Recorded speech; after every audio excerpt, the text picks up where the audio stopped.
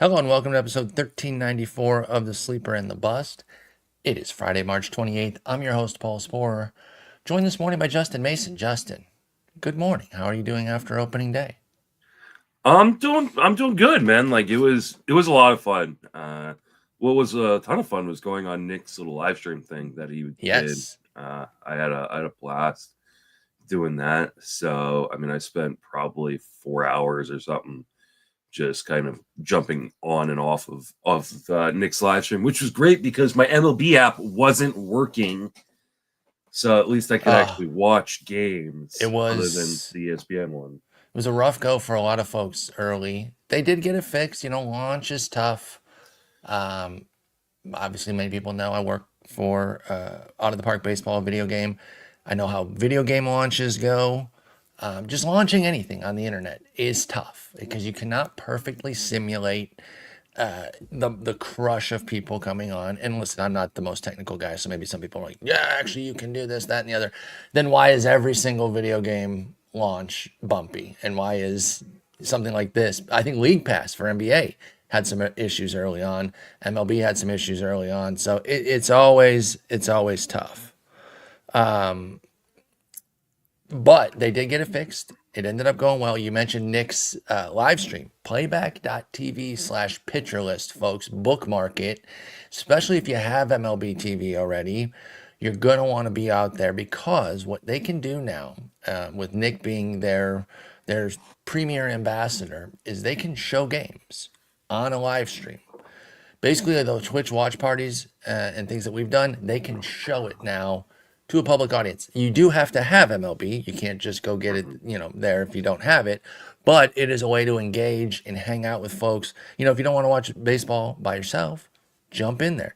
And he's committed to having it on pretty much anytime there's baseball on, whether he's there or not. Someone from the pitcher list staff or community, could be one of us, even you or I, on a given day is kind of running the show. It was awesome. It was so cool, bouncing around, bringing people in. People were in and out all day. It was really, really neat. And I'm very excited about it. It's going to be a lot of fun. As somebody who, obviously I get to work from home. So as a day baseball lover, I'm definitely going to be in there in the day baseball front. And then, my night owl card hasn't been revoked yet, but the membership, they're looking at me a little sketchily as I go to bed earlier these days. But as an aspiring and former night owl, I'm very big on that front of it too. And of course, you are still a very major night owl, and that'll be a great time to be in there too. In addition, of course, to the evenings when the games are all going like crazy, but I love the day game aspect of it and the late night game aspect of being in there watching baseball with Nick or whomever's in there. Playback.tv/pitcher list. Bookmark it, folks. You connect your MLB TV super easy, and then whatever game they're watching, you can see there, and you got people commentating. And sometimes it's going to be quiet. Sometimes you're just going to be in a chat. The chat will be there, and you're just hearing the game. But again, you're not by yourself. And like, Yeah. one of the greatest experiences of Twitter was shared sporting events. That place obviously sucks shit now. Sorry, Justin, I don't want to indoctrinate you, but that place absolutely sucks shit now. And there are still every once in a while good shared sports experiences, like I thought the hockey with USA Canada was the most recent one that I had a really good time with. But that's what this is emulating for me, was the shared experience of watching sports together. And it was a blast. Again, playback.tv/pitcher list. Let's get into opening day. Our favorite thing, first off, we love the 06010, the former ESPN podcast with Matthew Berry and Nate Ravitz. And we have a lot of inspiration from them. We pull a lot of things. We're going to do some small sample theater today. We're going Yeah. to get into it. I got a couple tidbits of news, mostly to calm people down. If you weren't dialed in yesterday and you just kind of checked the box scores and looked over the news, you're like, why the hell didn't Tanner Bybee pitch? Scratch with food poisoning. Don't freak out too much. Should pitch today or tomorrow. Actually, I don't know if they should have the day off, right? Because it was in KC, which could definitely have inclement weather. So they'll probably have today off, back tomorrow. And I would imagine that he just Yep. gets the Saturday start, which means Gavin Williams should pitch Sunday, right? I would imagine. Yeah, it says undecided here for Saturday. That's going to be Bybee if he's healthy. Yeah, And it's then, we currently on our probables have Bybee pitching Monday. Uh, oh, so so skipping the series and just giving him the weekend. Just depends, I That's guess. I mean, I assume you're right though. If he's good to go, they'll push I him back up. But think so, and I would hope so, but it's not the end of the world either way. And then you might have seen Grant Holmes pitch, and this happens a lot, and every year it causes a freak out. Fourth, fifth starters, depending on, especially fifth starters, depending on how the schedule sets up, will pitch in these one of these early games here sometimes, basically as a bullpen. And so while the Braves don't have an off day because they are out west, so they don't need the extra weather off day, this is just a bullpen for Grant Holmes. He did not lose his job. There's no need to freak out. mhm. You just got yourself an extra inning. So don't worry about those two things. Question though is, because of this, and because he's the fifth starter, he lines up for a 2-start next week at the Dodgers and then home versus Miami. Are you using him Absolutely. there? Absolutely. You're using him Absolutely. at the Dodgers? Absolutely. Yeah. I Okay. need the Miami start. The Yeah. Miami start is worth it. I think the good start can outweigh a potentially bad start. The Dodgers are great, but this is a guy, Grant Holmes, that I believe in anyway. So I'm not running from him to the point where I he don't can't think play against the Dodgers. I'm I running the don't two-step. I I don't can't think give up the I'm Miami start. Can't. yeah, I don't think I am starting him against the Dodgers, but I Coward. understand where you come. Yeah, no, totally. Absolute coward. You manage scared. Can't do it. Especially this early. And I do fully believe in like taking a little bit more risk early on because you can catch up the rest of the season. Again, if it wasn't Miami, but you can't come up with a better team. That is the worst lineup in baseball. It's not even close. Sorry, PJ. But our boy PJ listening, big Marlins fan. I give him a hard time about it. But they are, especially when they lost your boy Connor Norby, which, I'm not the biggest fan of. You're not the biggest fan of. PJ is. I'm like, they don't even have him, so you can't even prop him up. I That's got true. it. Like, I that got to get is, that Miami start. it's a truly no-name roster right It's a now. best Like, worst situation, right? The best lineup, yeah. worst lineup. You just hope it evens out, survive against the Dodgers, and throttle the Marlins. I think Now, I think go you ahead. are right too, because like you are dealing with like the Dodgers are the Avengers, but like they're they don't feel as scary as they felt Right. maybe Watching the in game years yesterday, past. And they got like the scuba a little bit, the big 3-run homer from Teoscar. Like, that's okay, you tip your cap. But they weren't like, holy Freeman crap. hobbling Oh around my God, and he looks so bad with his ankle. I hope he's okay, but I don't know why they're not taking some time with him. I'm Mookie, really surprised. Mookie looks like Captain America before he takes the the serum that makes him like big and strong. Like so, yeah, maybe I would take that gamble. I think we will. Maybe we'll talk some two steps over the weekend. We're planning maybe having a second episode later today or on the weekend with our boy Greg, talking some main event action, and then I don't know if you and Jason are going to go on Sunday. We'll I see how think all we will that be going goes. on Sunday. So But let's get into some small sample theater. Are you overreacting to these little tidbits from the day? And then we yes, got to get then we got to get into the closer crash outs. There was a ton of closer situations here. And again, I got to see where you're at on the small sample theater of how much you're reacting to him. But let's start with Tyler O'Neill. My man does it again. If you're unfamiliar with what Tyler O'Neill's been doing, he's going to be minus 500 next year to hit an opening day homer. Vegas is not going to give you any odds on that, even though they should, but he does it for the 6th year in a row. Already had the record.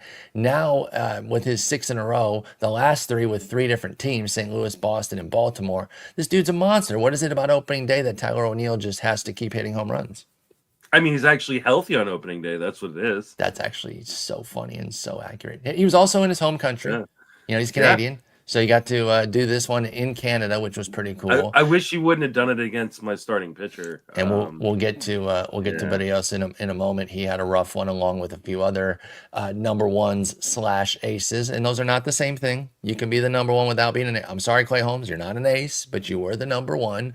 Meanwhile, I think Zach Gallen is pretty acey, but he had a rough one. Barrios, is he the number one or is he the ace? I think he's more the number one. I think he's more than number one. I think Gosman's still technically the ace, right? Yeah, I would still, even with my concerns about Gosman, I think he's the ace of the staff, the better starter. Okay, but yeah, O'Neill, I just had to give him his props. It's nothing fantasy relevant. I think you make a great point, though. I know you're being a little tongue in cheek, but yeah, he's fully healthy at the beginning of the year, and it's never been about It wasn't skill with really a Tyler joke. O'Neill. I know Right. it was funny, but like it really is. I mean, all about health for Tyler O'Neill. If he puts together a Exactly. 600 plate appearance season, which he has never done, Not even in the by the way, 34 bomb season? no, Oh my he was goodness. 537, and last year he hit 31 home runs Is he in ripping four. 40 plus then if he hits I 600 think plus plate so. appearances for Yeah, O'Neill? I absolutely think he will because he's also in a position now with that contract where, like, he's not going to sit when he struggles. He's just going to play. Right. So, yeah, I think he could hit 40 bombs. Like, I only projected him for like 450 or something like that plate appearances, maybe 500 plate appearances, and I have him for like 28 homers Yeah. in my Yeah. So projections. Like, 650, if he could ever get, and again, that's a pipe dream because he's never even hit 550. But if he can get 650, you got to be thinking that he's just going to take over Anthony Santander yeah, as he far as the might be production better. there. Right. He could feasibly be better. He also brings defense. So in terms of composite value, I think he is better. And again, Yeah, no shade to Santander. We're both big fans huge. of Anthony Santander. But in terms of the replacement level that they need, that is going to be O'Neill, but he needs to stay healthy, which has been very elusive throughout his career. A couple of interesting two steal guys here. Not the two that, I could have given you, what, 50 choices, and I don't think you'd have put either of these guys on here. Manny I might have put Machado. one. You I might might have have put put. the second one here, Yeah, I not might have put. Machado, Yeah, but you might have put Cabrizi, our boy Cabrian Hayes. He and Manny Machado, each two stolen bases. It's opening day, it's two steals. Again, small sample theater. You taking anything from this? um, I mean, I think again the conversation about Hayes is the same as O'Neal, right? It's like Right, can he stay healthy? right. Because I do think like there were a couple drafts that I was in where like I needed speed late, and I was like, you know what, I'm just gonna take a Brian Hayes and hope he can stay healthy because I think he's one of those guys who can steal 30 bases if he's healthy. So that one Absolutely. didn't surprise me. What about Machado? The Machado one did surprise me a little bit. So You gotta uh, love it though, right? I I mean, get I get do love it. get those wheels going, 32-year-old Machado. I'm not expecting Machado to like do that over the course of like a full season or anything, but like Tatis also stole two bases. So is this just a Padres thing Oh, now? he Like, did. I'm sorry, I missed that. yeah. So I thought I got the two steel guys. Tatis I believe That's stole two as fantastic. well. So like I'm wondering, is this now a Padres thing? Like, hey, we're gonna move. So if that's the case, then you're looking at like a number of guys on this team that could maybe have career highs in stolen bases. Could we Right. see, maybe like I don't know, like a Jake Cronenworth steal some extra bases? He could Jackson, be a sneaky double dig if the team is just running yeah, and letting them push on the bases. Yeah, go ahead with Merrill. Jackson Merrill. I mean, he was a guy who he stole 16 bases last year. Could we push 30? Because all That'd of a be sudden, then huge. Jackson Merrill becomes a potential first round pick in 2026. So, Could Arise push double digits? He had yeah, 9 last year, and all 9 were with San Diego in 111 games, 117 games, excuse me. You know, because he has such an empty batting average, even like 12, 13 steals would be dynamic to yeah. kind of give him that extra boost of value there because he brings no power to the table and he really doesn't bring good runs either. So yeah, getting double-digit steals from a rise will be interesting. So we'll keep tabs on San Diego to see if they're off and running. Machado and Tatis two apiece, and then Cabrian Hayes, like you said, he's healthy right now. Hopefully, he can finally stay healthy. I'm a long-term fan. You've been a fan too, but I had to try to talk you into him last year because he keeps getting hurt, and I get it. I understand why you've One of my kind of more moved on a little bit from him, and then this year you kind of circled back around, right? well, yeah, because this year there was no price attached. Like I Dirt cheap literally, this year. literally was getting him in like the 27th, 28th, 29th round. Like, Yep, and I think he's one of my more drafted guys this year. I Which like it. But buy the like dip on Cabrian yeah, Hayes. let's see. I have him. I guess just one NFBC league. Um, Okay. that's unfortunate. Well, you But got yeah, two steals for that one, at least. Let's talk some two homer guys. Baltimore.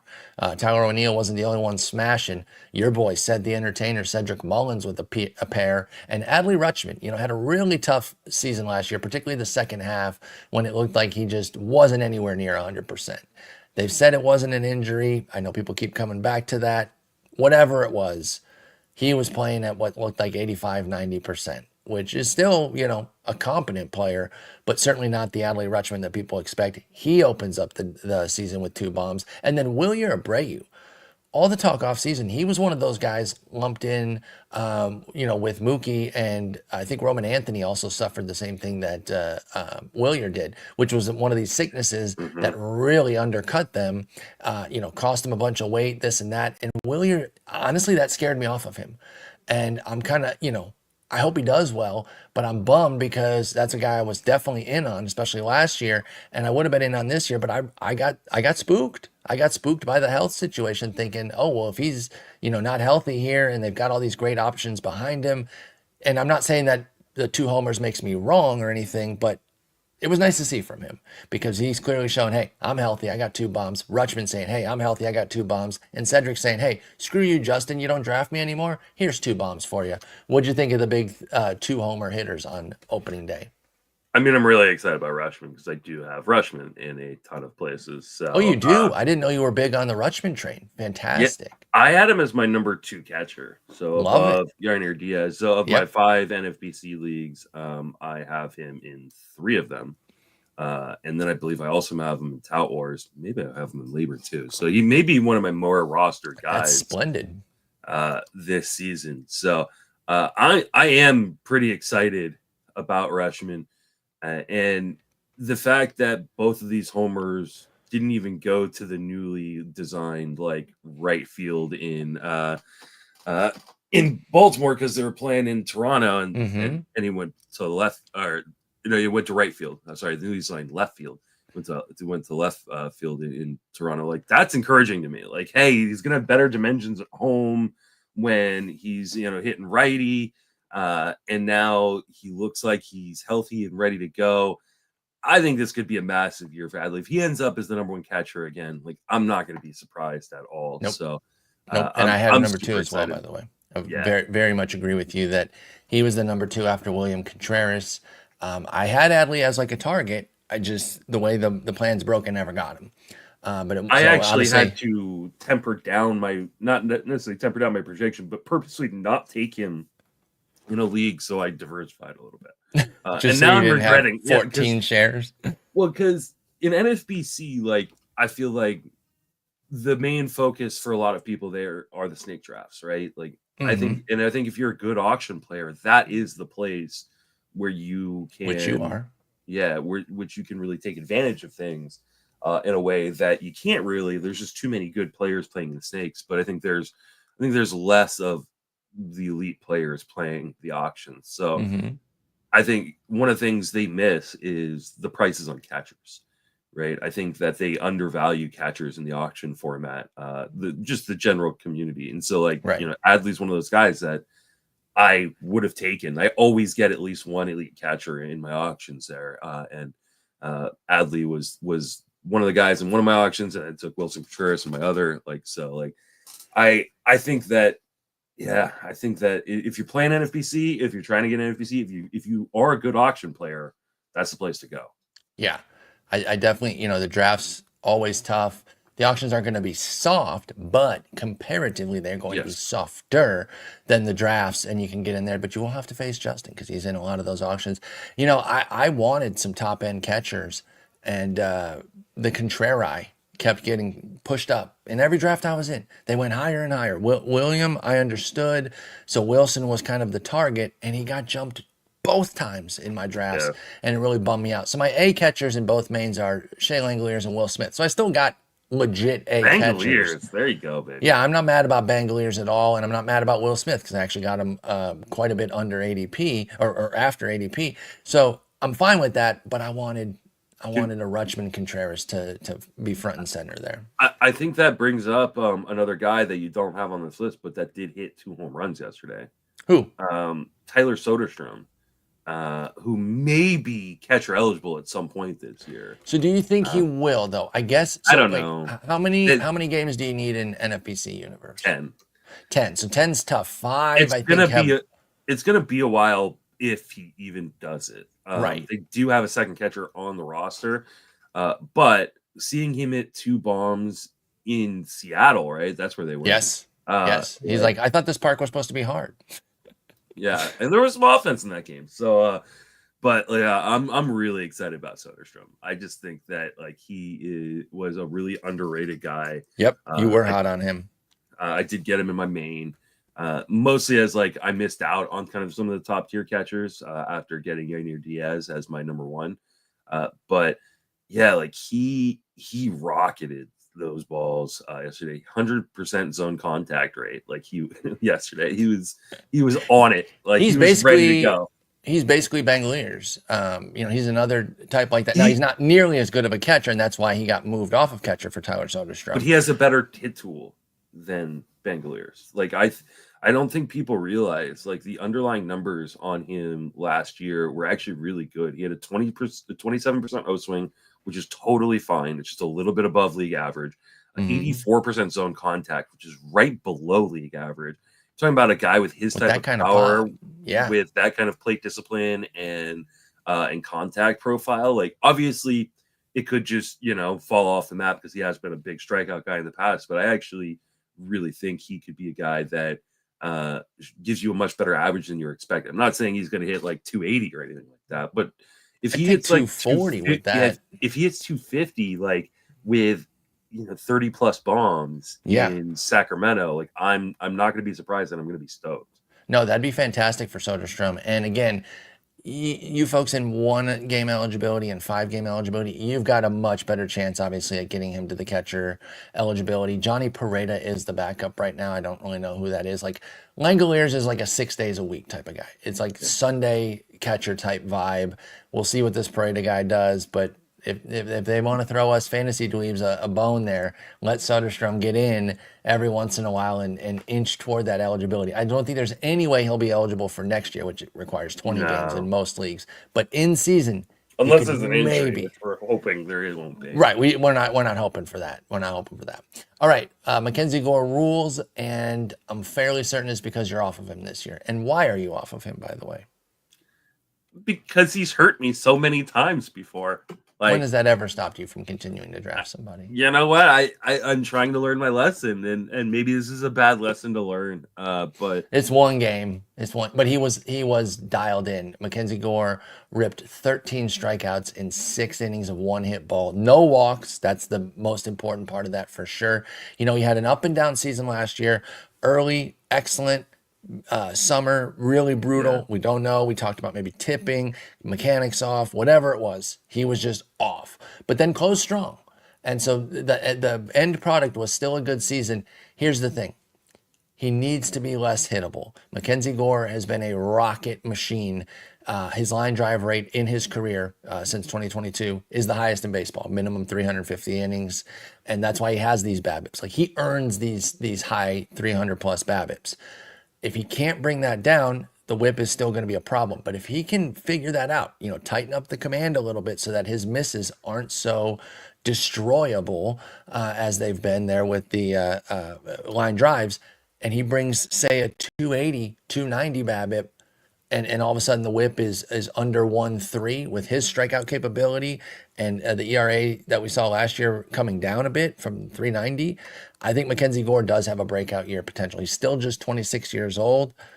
I don't know, man. I think you might have jumped off a little too soon. We'll see. It's 1 game. It's one yeah, game. and that's the thing. It is one game, and I'm not like we were talking last night on the stream, and I think Mike Curlin was on, and I said, what the best thing a fantasy player can do right now is just not think about it Nothing. and just watch. Like, just do Right. nothing right now. Right. Like, you definitely want, like, if you see a performance from a guy on your waiver wire that impresses you, go Sure. pick him up for sure, Yes. right? Have two Uh, or three churn spots, yeah, but they should be late round. Do not cut anybody that you yeah, drafted in the top 2/3 of your draft, unless yeah, their injury status has changed or something.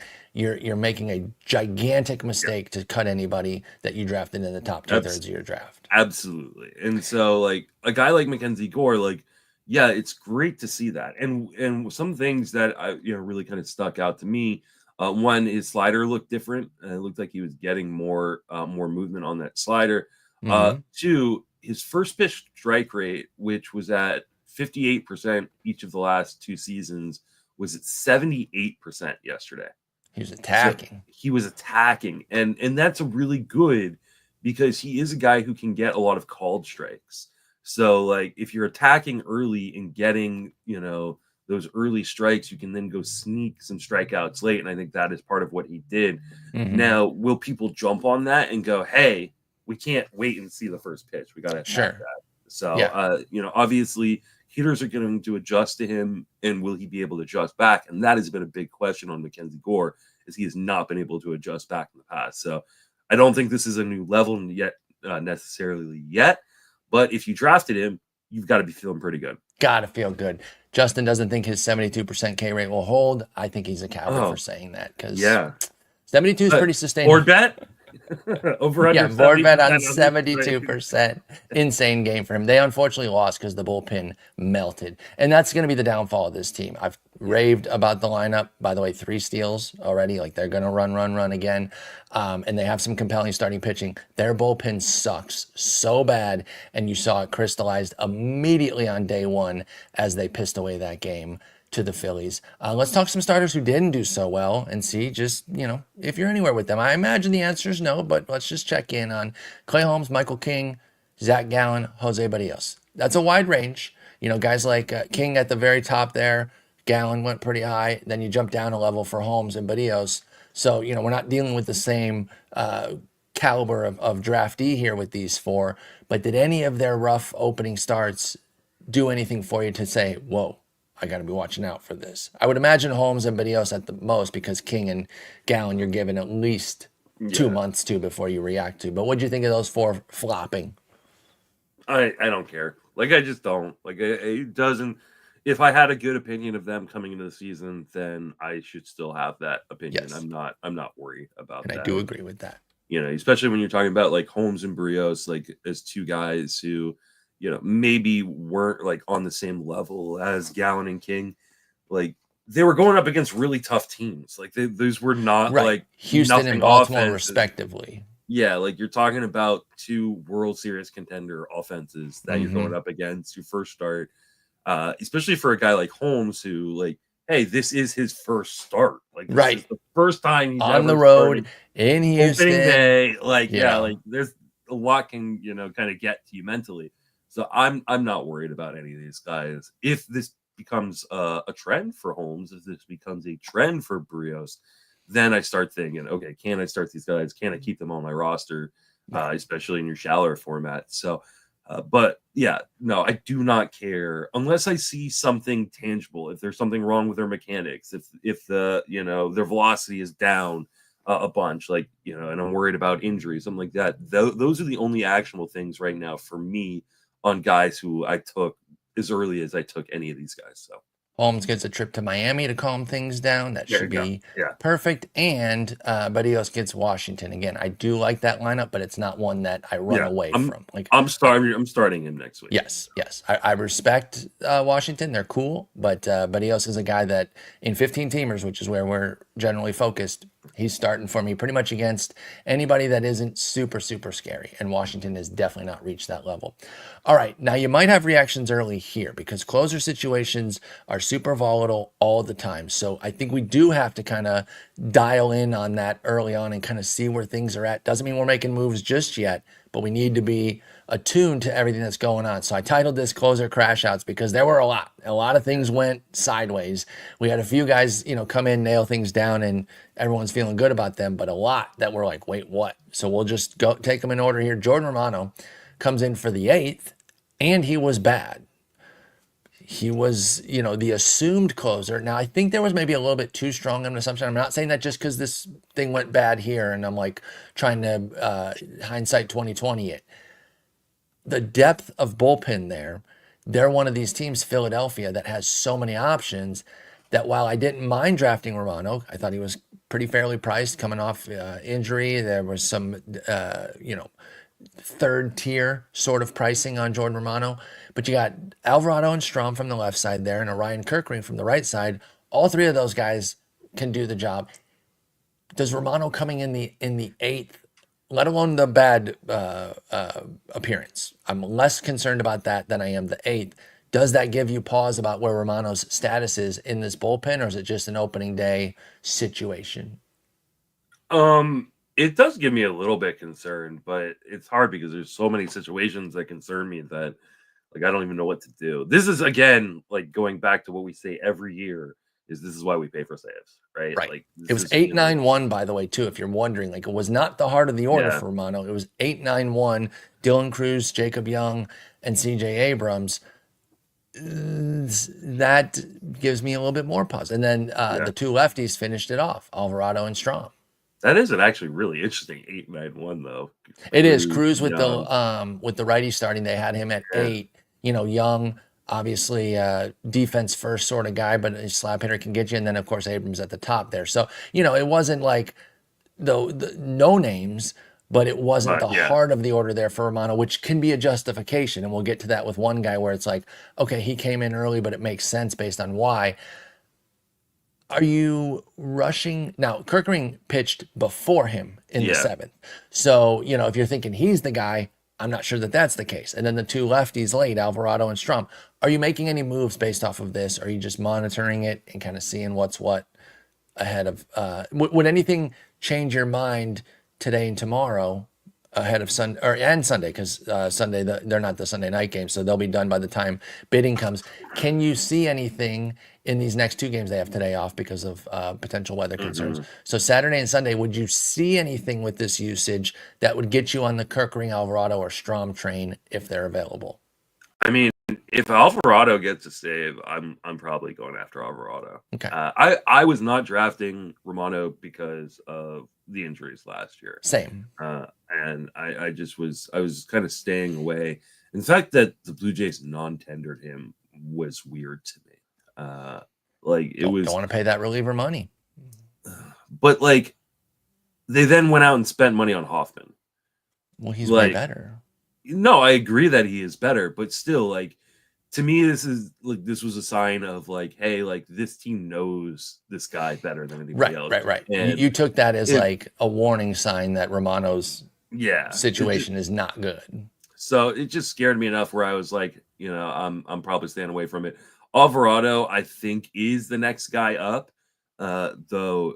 This also could we've seen Philadelphia go with fluid bullpen situations in the Right. past, so like I And wouldn't be they surprised if have it is. options. So like I'm not thinking anything that happens is unless Alvarado gets 2 saves or Strom gets 2 saves, or even Romano gets 2 saves, this weekend.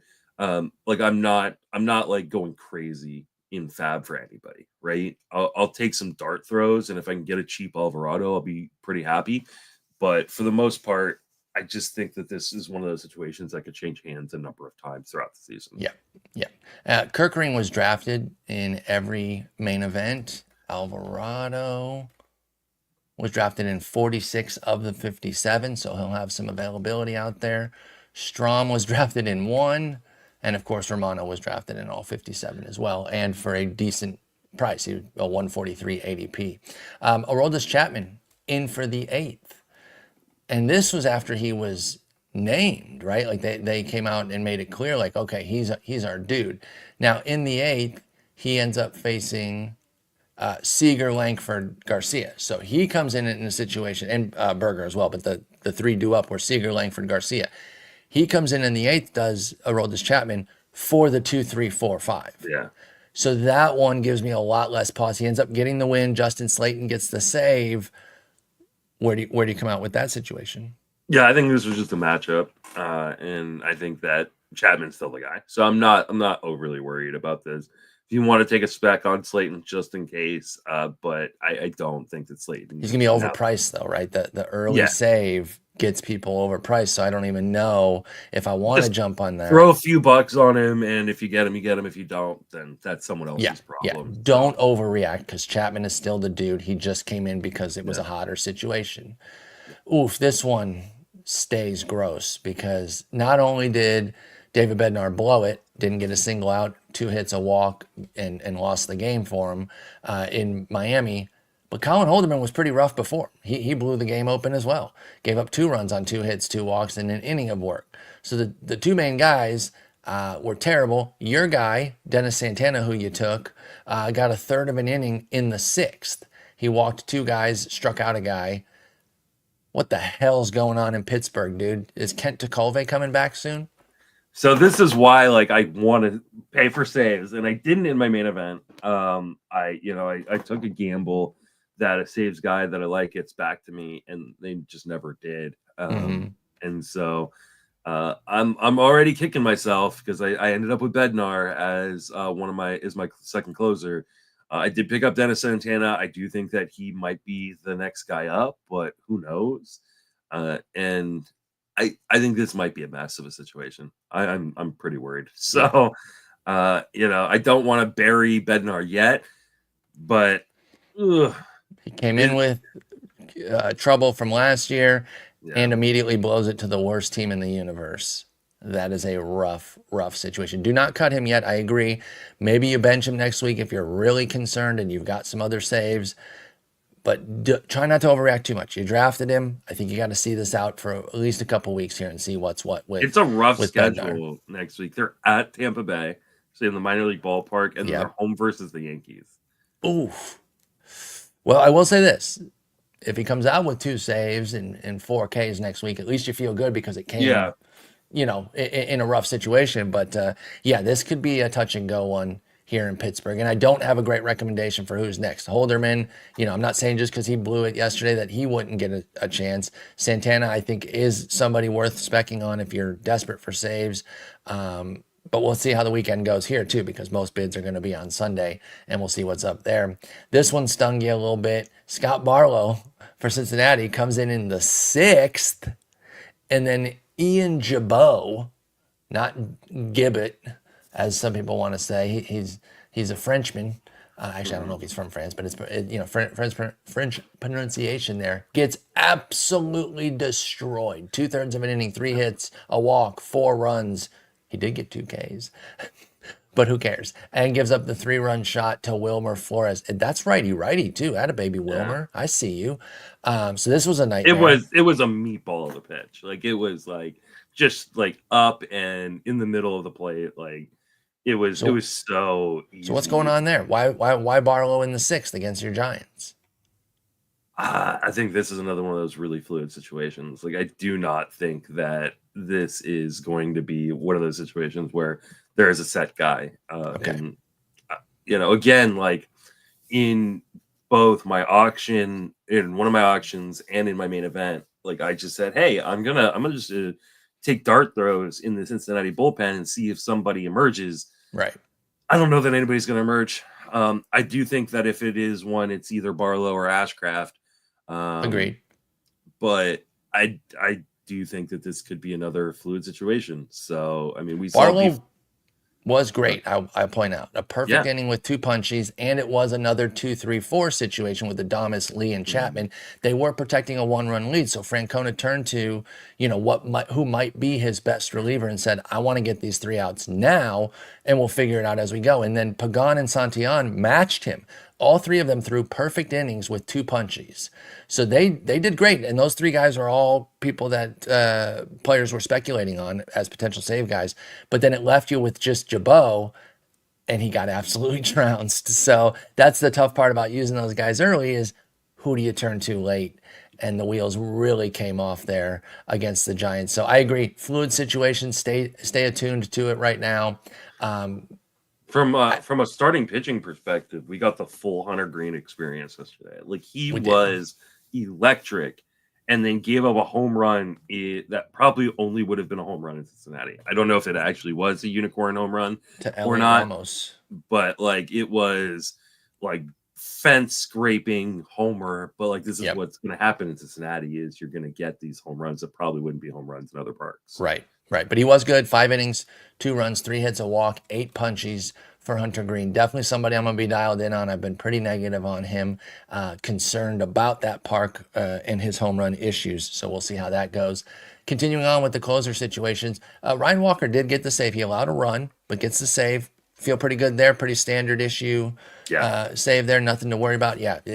And in comparison to this day, he was a godsend because everyone else was giving Mhm. up runs, blowing it, coming in different innings. He came in the ninth, like I said, did give up the 1 run, but otherwise held it. He had a 3-run lead, so he had a little wiggle room there. Emmanuel Clase blew the save, but got the win. Obviously, with somebody like Cade Smith there, who everyone believes could be just a god tier closer if he got the job, there's going to be a lot of focus on Class A. And he had a rough playoff after a brilliant regular season. He gave up 3 hits here. Cade Smith came in the sixth. He threw a perfect inning, similar to the Reds guys I talked about. Perfect inning with 2 punchies. Great work there. And then Paul Sewald got the save. Is Sewald the guy to chase? And then Clase is going to have a long leash. I'm not saying that this is something that I would Yeah. get freaked out about for literally like 5 or 6 weeks. I think Clase would have to melt down for like a month plus to lose the gig. But is Sewald the guy so that they can keep Cade Smith in the fireman role and people jumped on the wrong guy here? Or is it just too early for any of this to matter? Where you at on the Cleveland situation? I mean, I think it's just too early to matter. I mean, the velocity was kind of right in line with where it was last year, if I'm looking at it For correctly. Class A. Yeah, for Class A. Like I just think he's going to have a lot of rope. Now, I will point out they have a new manager, and He's second year manager. yeah, but like, is he as tied to Class A as maybe? Oh, I see what you're saying. Yeah. You know, I mean, Francona would have been. Bolt leaned on him. He leaned on that bullpen because the rotation just wasn't good enough. And I think it ended up burning them a little bit in the playoffs there because they were gassed. And you know, they could that could still happen this year, right? Where it's like, I mean, this rotation is Gavin Williams very needs to come through. Like, yeah, Gavin Williams needs to stay healthy, right? If Gavin Williams is healthy and looking like he did in spring, then they're in a lot better spot. And Lively pitched well. Like He did. Hats off to him. I keep saying he can't pull it off again. Hey, maybe he can. We'll see. First start ended up going pretty well there. But they're relying on, you know, Logan Allen being good and then Luis Ortiz being anything. So like I don't know, like this. I wasn't afraid to take Class A in leagues last year, or leagues this year, not last year. And I believe I did. Yeah, I got him in two of my leagues, but I am a little concerned. Like he had a bad spring. Didn't, you know, look pretty shaky yesterday. So I am a little concerned, but there's nothing actionable you can do. I guess I would pick up Sewald and maybe just handcuff for a little bit just in case. But I do think that, yeah, Sewald's probably the guy. He's the capital C closer, right? He's got the experience. He's done it before. And you know how managers love that. Cade Smith as a fireman works so well. Again, I know I talk about it a lot, but like it's that difference between understanding that real management matters and that is the smart move to have him available for anywhere between the 6th and 9th innings versus in fantasy we're like, no, just name Cade Smith the closer because he can get 100 strikeouts with 40 saves because he's a god. But I understand why they don't want to do that and they'd rather have somebody like Clase or Sewald. Not that Clase is bad, but like Cade Smith is the best reliever in that bullpen. And I don't even necessarily think it's close in terms of pure talent. But I understand why Clase and then maybe Sewald would be the guy if that doesn't work. But he's got tons of leash there for Clase. Do not freak out. Josh Hader had a bumpy save, but he got it done with a disgusting pitch to Soto that completely threw him off. Soto sitting heat clearly throws a disgusting slider that literally went into the right-handed batter's box. But because he was dialed in for the fastball and thought he was going to have to try to take something deep there, he check swung, he went around, ball game. But it was 2 hits, a walk, a run for Hader there. He had enough wiggle room. He did have the 3-run lead, so he ends up getting the save there. I can't imagine you have any grave concerns here with Hader, right? No, I think this is the full Hader experience. Yeah, right? yeah, like, it really is. It like really is. Pitch to pitch, you don't know what you're going to get, but man, when he throws a good one, it's a good one. So this is the perfect map out of what they want. 7 from Fromber, 1 from Brian Abreu, 1 from Hader. Like that is their perfect 9-inning situation there. If assuming Valdez can't go all 9, which would obviously be even a bigger dream for them. Tanner Scott pitches in the 8th, and Blake Trinan gets the save. Now this is one of those ones though, where when you break it down, it makes a little bit more sense because yes, Tanner Scott did get 7, 8, 9. However, there were 2 lefties there because McKinstry and Carpenter had come into the game for Baez and Kreidler respectively. And of course, Carpenter, the Tigers' second best lefty behind Riley Green there. So I know 7, 8, 9, you're like, what the hell? Why is Tanner Scott coming in for that? But when it's the two lefties, including the best one in Carpenter, it makes a little bit more sense, right? How are you feeling about that if you're a Tanner Scott person, and are you jumping at Blake Trinan now? Um, yeah, I mean, I'll take some dart throws on Blake Trinan, but but here's the thing: like, I think this is what it's going to be, right? It's going to be Yeah, they're going to play matchups. Like, 100%. they have just a loaded bullpen, and they're going to put the best guy in the best spot in the moment, right? And So, they and said that he's just going to be the A guy, not that he would be the for yeah, Scott, not that he would be the unencumbered closer that always gets the ninth this is why inning, these like Japan Korea series like can really throw people off right? because you see, there was a lot of hype on Tanner Scott. He got the big contract, but like money is play money in LA, right? Like That's it, true. like they don't care. Like if you think that they're not gonna bench like a guy they just gave a bunch of money to because he's performing poorly, then you're wrong. Like Well, and it's it's just not only that too, but like that money they gave him, they value that whether he's getting 3 outs from lefties in the seventh they're also or paying eighth him six or the ninth, dollars this year. Like right? like it's all deferred. So But like like I don't think that that guarantees Scott anything because they value middle relievers appropriately, which is to say that like yes, the ninth inning is very important. I'm not diminishing the role of closing out a game because it's last chance there. You don't have yeah, time to make up for it.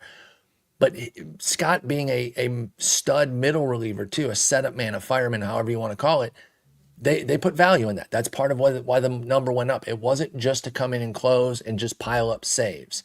So yeah, if you weren't comfortable with somebody who wasn't going to get every save, you shouldn't have been in on Scott. I was in on yeah. Scott. I actually didn't end up getting him. He got jumped in my two mains there, but I was going in eyes wide open. This is a Dodgers situation, and you got to know that they're just not going to have an unencumbered closer. So Trinan went in 30 of 57 mains, so he'll be available in 27 of them. If he gets another save this weekend, his price is going to be stupid. But I mean, it could be Kirby Yates who didn't pitch in those games, Exactly. like No, I'm right, just like saying, like, yeah, if Trinan gets a second, though, yeah, it's going to get silly. I kind of want Yates to get one. Actually, I don't want Yates to get shit because he's playing my Tigers. So I don't want them to have any other saves. But if Yates gets one, it will at least spread out the prices on those two, assuming you're trying to spec on that. And I would imagine that you, with your situation in your main, will be looking at Trinan. Yates went 57 to 57 for the mains, but Trinan is available in 27 of them. So you don't want him to get another save. You want Yates and Scott, if they have to beat the Tigers, to get those saves so that you can get Trinan maybe a little bit cheaper. maybe I don't really care. I mean, I think You I'd should rather care. dip. Your save situation is rough, It dude. is rough, but I think I'd rather just dip into a different situation where I think a guy could emerge as being the dude. That's fair, but they're also the best team. They're going to have the most wins. Again, I Yeah, hope they don't win shit the rest of the weekend because I'm a Tigers fan. So I that agree. would be ideal. As a Giants Ryan, fan. Ryan, yeah, exactly. You're on board with me there as a Dodgers hater. Ryan Presley was bumpy in a non-save situation. Porter Hodge pitched before him. That's the guy that people think will kind of maybe get some saves occasionally. He got a hold there with a hit in an inning with 2 Ks. Presley comes in with a big lead and ends up giving up a run. Goes 1 inning, 2 hits, the run, no walk, no strikeout. What is just your overall? Well, forget about this appearance necessarily. What is your overall confidence on Presley? Because I didn't do the reliever episode with you, and I didn't know where you were on him coming into the year. Do you feel like he is like an A guy for the Cubs, or is he somebody that's going to be matched up as well in Chicago there? I do think that he is kind of the A guy in Chicago. And here's the thing, like they stuck by Hector Neris last year, even though he was shaky every single time he went out there until they just flat out cut him so he wouldn't have to pay his vesting option, right? Right. They were like literally like the day before he was gonna hit that vesting option. They were like, nope, you're gone. Council's a loyal closer guy, right? Like he likes to have that A button Yeah. to hit.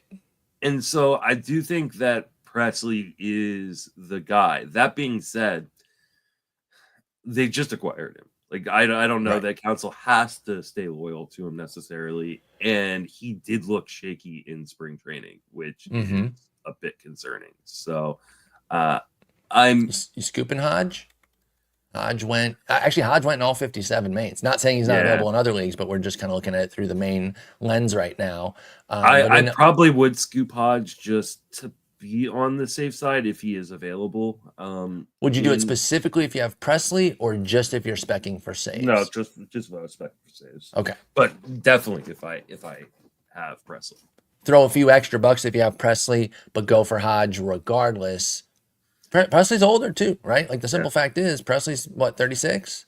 yeah, Let me get and that. he's Yeah, 36 years been old. nicked up, over the course of Mm-hmm. the last few years too. So like Yeah. I wouldn't be surprised if like he hits the IL at some point and then Hodge becomes the guy at that point. So I would definitely try to scoop up Hodge if he was available. Unfortunately, like you Yeah. said, not available in any of my leagues. Not available in any mains, not available in a ton of leagues, but there are leagues out there where Porter Hodge is available. Yeah. Robert Suarez, Ryan Helsley, Andres Munoz, they all closed out their saves relatively easily. So you can breathe there if you have those guys or Walker, who I mentioned earlier. But yeah, a lot of closer crash outs on day one. And we know Helsley, how, man. Oh oh my my God, how god, we were nasty was he? watching that one Yeah. together, and like that was, and the thing was like his command wasn't necessarily good. Like No, it, he was like missing spots, but he had yeah, such wiggle room because he was so nasty. So that, like, yeah, he's gonna look great on the Rangers. the gloves up here from Pajes, and it ends up being down here as a perfect dot. Like it was one of those things. Again, we were talking about that as like, is he going to get traded? Where's he going to go? The Rangers will be a great fit. I still refuse to say that the Cardinals aren't going to be good enough to mess around in that division, though. Not that I think there's Oh some no, great team. I just think I that that agree. division isn't very good, and that they're a capable team. Like they're Yeah, okay, and so they could mess around and get 86 wins and win that division because yeah, no one absolutely. ran away. Now the Cubs could. They're the one team that could run away, but they need a lot of things to go right to do that. So anyway, we'll keep tabs I mean, on the that. Brewers could run away with it too. They have in the past. They could. They're a team I that, don't think they're as good as they have been in years past, but like but they're not that that hasn't far. yeah, that hasn't seemed to matter. Right. Like, Right. like I remember last year going like, "Hey, I don't think the Brewers are The going to last be this several good." years now, Yeah. like we're like, well, they don't have this guy, they lost this guy, they don't really keep guys around. But then you look at the lineup and you're like, well, that runs pretty deep. Yeah. Okay, this pitching's pretty competent. They have an A guy in Peralta and then a bunch of solid And mid their bullpen rotation is types. always good. And Like, they're always churning guys out in the bullpen. Yep, they're always doing that. So I'm with you. I didn't mean to give them short shrift. I do think Cubs or Brewers could make a statement there. But then again, I think the Reds are in the mix with Francona. I would have been more in on the Pirates if Jared Jones was healthy. If they had two aces, even with their dog shit lineup, I'd be like, well, they can maybe well, be especially because they've froggy. got two more guys potentially coming up Right, with Chandler and Harrington. that could make this rotation just elite. If they had just gone out and gotten one, One bat, dude. One bat. One big like bat. Why didn't they go get Tyler O'Neill? Imagine what the dynamic that he would have brought to that offense. You especially know? because that outfield defense is so bad. Right. It didn't have to be Soto, right? They were never going to do that. It didn't even have to be Alonso, although I think he would have been a great fit for them. Yeah. I know he always wanted to go back to the Mets anyway. Thomas was the guy. Like for me, like I mean, to have his defense and then his bat in that Well, lineup, like and like wouldn't that be like, again, I know they don't spend, Nutting, yeah, terrible. First off, cool name, but terrible owner. Wouldn't that have been just the perfect time to really spend, though? Spend on a guy who's on the right side of 30, plays the most important position, yeah. shortstop. Get Adames, who's a bat glove combo, who should age well enough, right? I don't think he's going to be a superstar all the way into his 30s if you sign him to a long-term deal, but like should continue to be good, going to help the pitching, which is the strength of this team. It would have made a lot of sense, but they didn't do it because they don't do shit, and he just uses the Yeah. Pirates as an ATM. Anyway, we'll be back over the weekend. I did hear back from Greg. He cannot go today, so we will schedule Okay. with him on the weekend. The three of us all drafted from, Justin and I, from the exact same spot, 13.